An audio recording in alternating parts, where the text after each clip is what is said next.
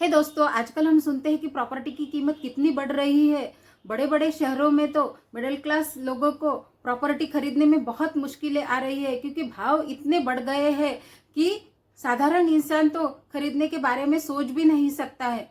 तो चलिए जानते हैं कि रियल इस्टेट में ये सारा भूकंप क्यों आ रहा है और क्यों बार बार इतना प्रॉब्लम आ रहा है कि प्रॉपर्टीज की कीमतें दिन ब दिन इतनी बढ़ रही है। तो चलिए जानते हैं दोस्तों, रियल इस्टेट बिजनेस होता क्या है। जो लैंड होती है उससे रिलेटेड जितने भी कुछ बाय और सेल होते हैं उन सब का हिस्सा इस रियल इस्टेट में आता है। तो रियल इस्टेट बिजनेस में अगर हम थोड़ा सा ध्यान दें तो हमें सबसे पहले दिखाई देता है कि रियल इस्टेट में मार्केटिंग की बहुत ही ज्यादा भीड़ हो रही है। दैट मीन्स कि मार्केटिंग इसका बहुत बढ़ रहा है। हर कोई रियल इस्टेट में इन्वेस्ट करना चाहता है। अगर आपके पास 10-20 लाख भी है तो कहीं हम इन्वेस्ट करने के बजाय, मान लीजिए शेयर मार्केट में इन्वेस्टमेंट अगर हम करते हैं तो एक प्रकार का डर लगा रहता है कि शेयर के प्राइस अगर नीचे आ गए और हमारी बरसों की जमा की हुई पूंजी अगर खत्म हो जाएगी, तो उससे तो अच्छा है कि हम रियल इस्टेट में उसको इन्वेस्ट कर दे। कहीं कुछ जमीन खरीद के रख दे, एक आध फ्लैट ले ले और 10-20 सालों में उसकी प्राइस डबल हो जाएगी। तो ऐसा सोचते हैं, इसीलिए रियल इस्टेट के भाव इतने बढ़ गए हैं। और ये होता भी है दोस्तों। अगर आपने 5 लाख का भी कोई प्लॉट लिया है, शहर के बाहर भी है, तो कुछ सालों बाद उसकी प्राइस डबल हो जाती है, लेकिन उसमें रिस्क भी बहुत कम होता है। तो इसमें क्या होता है, सबसे पहले है मार्केटिंग। मार्केटिंग अगर हम देखें, आपने किसी प्रोडक्ट को बेचने के लिए अगर कुछ एडवर्टाइजमेंट दी तो उसको आपको ज्यादा कुछ पैसे नहीं मिलेंगे। लेकिन अगर आप बाय एंड सेल के बिजनेस में आ गए रियल इस्टेट के, तो आपने एक प्लॉट भी बेच दिया तो आपको 40-50 हजार आसानी से मिल जाते हैं। दैट मीन्स इसकी मार्केटिंग भी जबरदस्त बिजनेस के रूप में देखा जाता है। देन है फाइनेंशियली।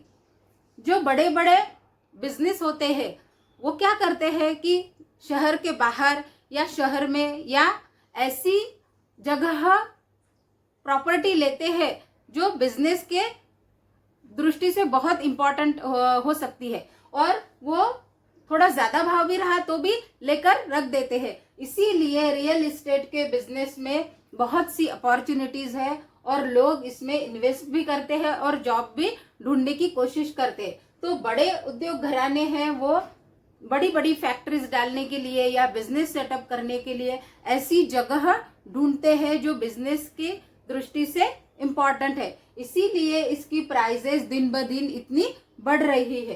दैट मीन्स फाइनेंशियली दृष्टि से यह है बहुत इंपॉर्टेंट है। देन उसके बाद आता है अकाउंटिंग। अकाउंटिंग के बिजनेस में भी रियल इस्टेट का बहुत वैल्यू है।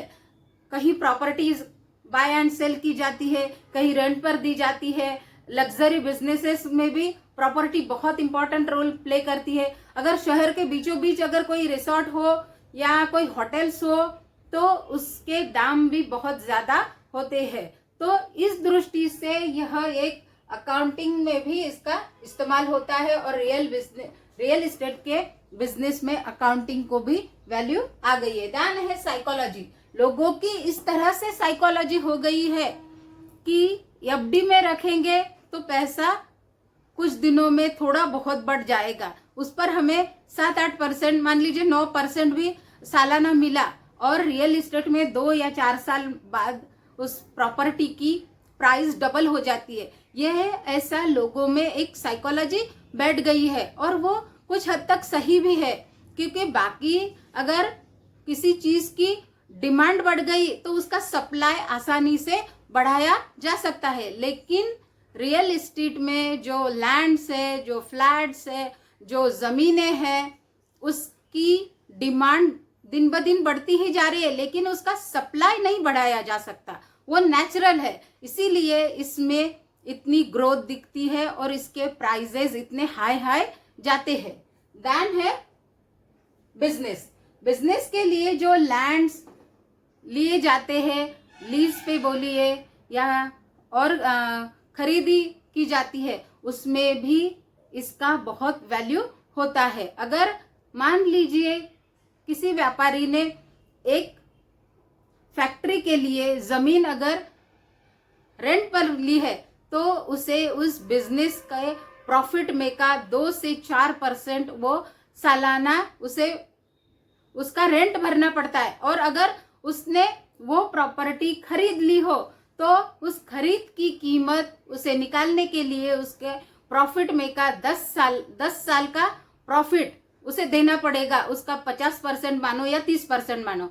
तो ये सब किससे होता है? क्योंकि रियल एस्टेट में जो बिजनेसेस है, जो फाइनेंशियल है, जो साइकोलॉजी है, वो सारे बातों का जो मूल है वो है कि उसकी मांग बढ़ रही है, लेकिन उसका सप्लाई बढ़ाया नहीं जा सकता। तो इसी वजह से उसकी प्राइजेस दिन ब दिन बढ़ती ही जा रही है और ये बढ़ते ही जाएगी। तो दोस्तों, रियल एस्टेट बिजनेस में एक अच्छी अपॉर्चुनिटीज है। इसे हम इस 5 पॉइंट की दृष्टि से देख सकते हैं। सबसे फर्स्ट है मार्केटिंग, देन है फाइनेंस, देन है अकाउंटिंग, मेंटालिटी, साइकोलॉजी और है बिजनेस।